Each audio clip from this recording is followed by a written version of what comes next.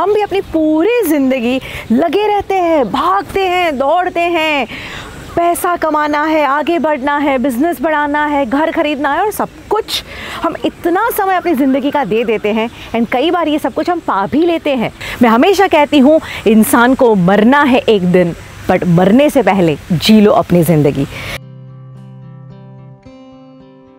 क्या आपको ज़िंदगी के 70 and 30% रेशियो के बारे में कुछ आइडिया है?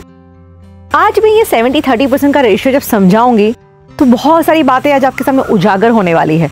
आपको पता चल जाएगा कि आप किस तरह से सोच रहे हैं, किस तरह से जी रहे हैं, किन किन चीज़ों के पीछे जीवन में समय दे रहे हैं और एग्जैक्टली आपको क्या करना चाहिए। पर ये पूरी बात समझाऊं उससे पहले चलो मैं आपको एक सुंदर सी कहानी सुनाती हूँ।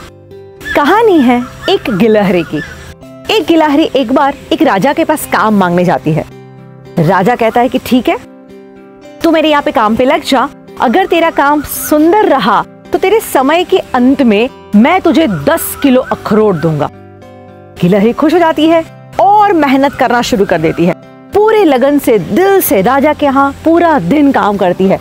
कई बार बीच बीच में बेचारी थक भी जाती है, पर जैसे ही आराम करने के बारे में सोचती है ना, तुरंत उसे 10 किलो अखरोट याद आ जाते हैं और वापस लग जाती है।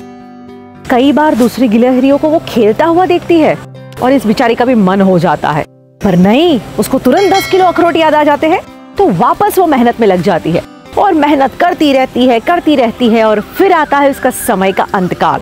और जब उसका समय खत्म होता है राजा के यहाँ पे, अब राजा भी बड़ा ऑनेस्ट है, वो उसको 10 किलो अखरोट देता है। सारे 10 किलो अखरोट अपने लेके घर पे आती है और इतनी खुशहाल है, पर सडनली उसको एक चीज रियलाइज होती है कि ओ माय गॉड, अब इस उम्र पे इसके दांत तो रहे ही नहीं, तो ये 10 किलो अखरोट कैसे खाएगी।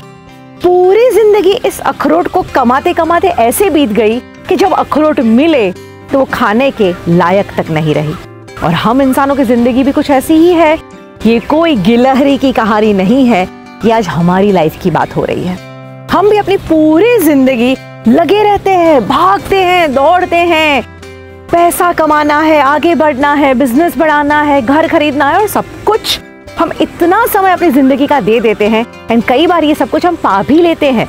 कई बार हम पूरी जिंदगी जब मेहनत करते हैं तो उस जॉब के अंत में, उस कार्य के अंत में हमारे पास होता है फंड, होता है बैलेंस, होता है, पर फिर रियलाइज होता है कि उस बैलेंस को अब एंजॉय करने का समय तो रहा ही नहीं।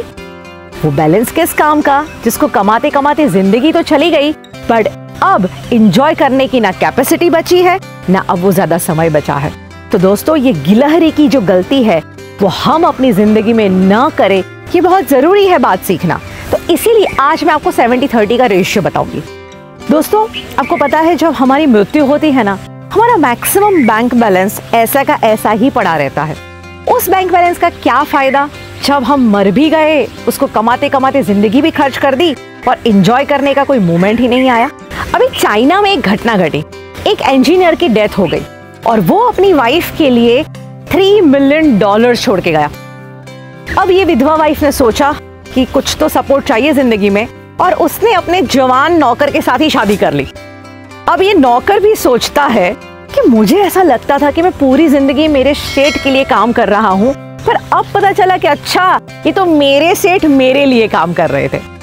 हमारे साथ ऐसा ना हो जाए कहीं कि हम इतनी मेहनत करके सब कुछ इकट्ठा करें और एंजॉय करने का वक्त ही ना बचे। So what is this 70-30% ratio? This science says कि हम जिंदगी का 100% समय लगा के जिंदगी में जो भी कुछ पाते हैं ना, बस उसमें से सिर्फ 30% ही यूज करते हैं, 70% धरा का धरा ही रह जाता है। मोबाइल हाईटेक लेके आते हैं, 70% एप्लीकेशन ऐसे की ऐसी रह जाती है। पावरफुल कार तो लेके आते हैं, पर 70% उसकी स्पीड का यूज ही नहीं करते।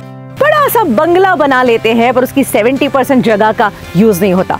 पूरा कपबोर्ड भर के हमारे पास कपड़े रहते हैं, पर 70% कपड़े पड़े के पड़े रहते हैं। पूरी जिंदगी भर के मेहनत करके इतना बैंक बैलेंस बनाते हैं, 70% बैंक बैलेंस दूसरों के लिए छोड़ के जाते हैं। कितनी क्वालिटीज है हमारे अंदर, पर उसकी 70% क्वालिटीज का हम यूज ही नहीं करते। अरे यहाँ तक कहा जाता है कि हम अपने फेफड़ों की कैपेसिटी का भी 70% यूज नहीं करते। अरे इसी तरह हमारे माइंड की कैपेसिटी का, बॉडी की कैपेसिटी का भी मैक्सिमम हिस्सा हम अनयूज ही छोड़ देते हैं।